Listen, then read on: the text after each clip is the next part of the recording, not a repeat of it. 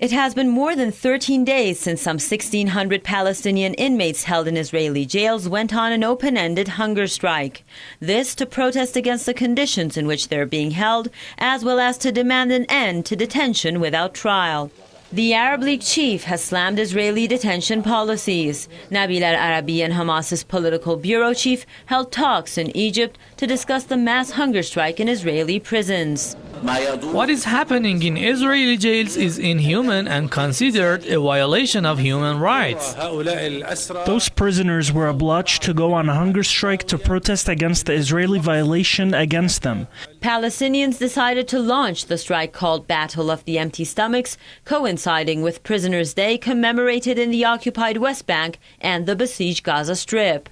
Some 3,500 prisoners refused meals on Prisoners' Day alone. Another 8 inmates have been refusing food for longer, with 2 of them now into the 62nd day of their hunger strike. Bilal Diab, 27, and Taher Halala, 34, began refusing food on February 29th in protest at being held without charge.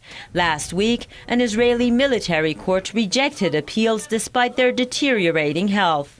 Around 5,000 Palestinians, including women and children, are languishing in Israeli jails, many of them without charge.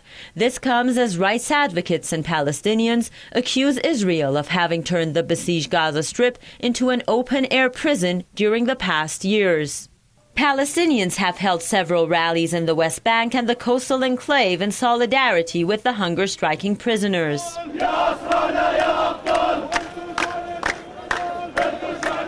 Which is a very emotive issue in Palestinian society.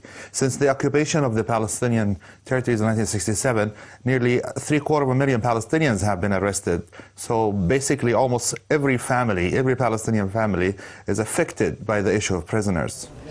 Anger grows as Tel Aviv has decided to punish the prisoners by denying them family visits.